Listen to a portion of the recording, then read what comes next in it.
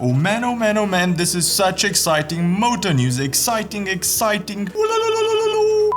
Can you believe it's been 40 years since the original BMW GS first hit the roads? 40 years of pretty much creating the adventure craze we know today. And considering the GS line is BMW's best seller when it comes to motorcycles, I'm sure they will definitely come out with a new model or at least an anniversary color scheme or something like that to celebrate their baby. But no. BMW just decided to update their website a little. Dave, maybe they're counting on us to spread the word. Who knows? Let's go back in time though, through the years and see how it all started. Stick around.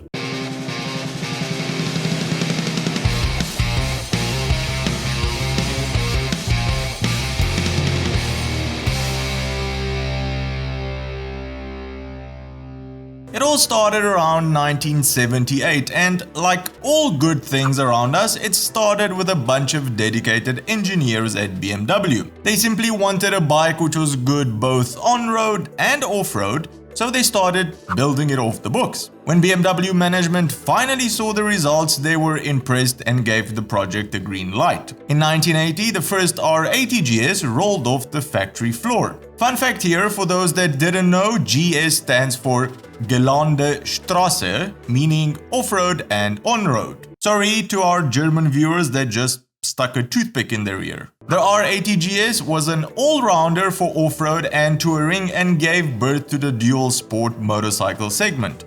It came with a few innovations to the motorcycle world, like a single-sided swing arm which enabled the rear wheel to be removed easily with the bike on the center stand, a mono lever at the back and a shaft drive. It gained a lot of popularity with adventure-seeking travelers after having won the Paris-Dakar Rally several times, but in the beginning it was basically crucified by the media at the time, citing that it was too heavy and that being a dual sport machine, it actually wasn't any good at either. We still moan about that to this day, I think. 7 years later, in 1987, the R100 GS was born, and this is probably where BMW's obsession with increasing engine size and weight started. The R100 was almost a 1000cc bike, while the R80 had an 800cc engine. The R100 was a completely reworked GS that came with a brand new paralever suspension instead of the monolever on the R80. Production ended in 1996 and this was the last of the airheads. In 1994, BMW increased the engine size again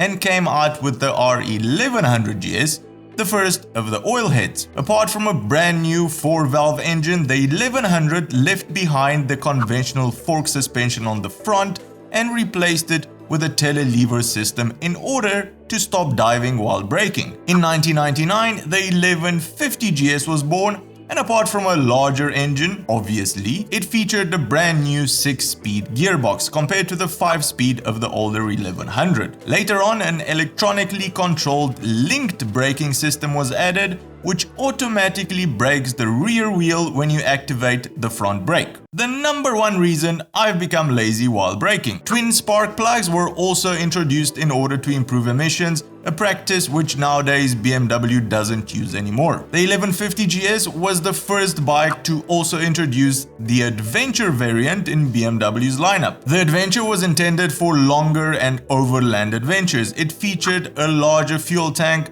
taller screen, more suspension travel and a lower first gear. In 2004, the 1200 GS was released, and while BMW kept their tradition of increasing engine sizes, the weight of the 1200 was a whopping 30 kilograms less than the 1150 it replaced, while the power was increased by about 20%. In later iterations of the bike, upgrades such as electronic suspension adjustment and traction control get added to the bike. In 2013, the big GS gets completely reworked and the new water-cooled engine now powers the beast. This generation of the GS saw the largest number of updates when it comes to electronics. LED headlights were introduced, a quick shifter so you can change gears without touching the clutch, cornering ABS, keyless ignition, basically everything every rider moans that they don't need, but secretly we all know they want. Even if now the water-cooled GS has pretty much proven itself, its launch was one of the worst for BMW. The bike had many recalls for a lot of different components, and BMW even halted delivery while they reworked the front-end geometry to get rid of a certain wobble. 2019 saw the release of the R1250 GS. Engine size increased, weight increased, and variable valve timing technology was introduced to the Boxer in order to improve emission. Unlike other implementations of VVT on other bikes,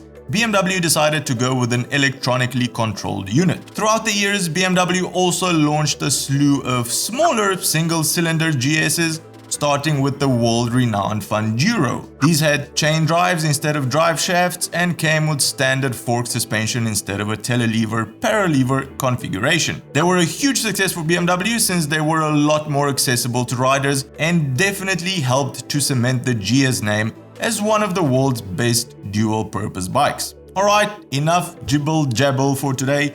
Leave us a comment below if there's anything else you want to add. If you've enjoyed today's video, give it a big thumbs up, and if you think you've learned something new, consider subscribing or becoming one of our patrons to help us make more of these shows. Cheers, and I'll see you on the next one.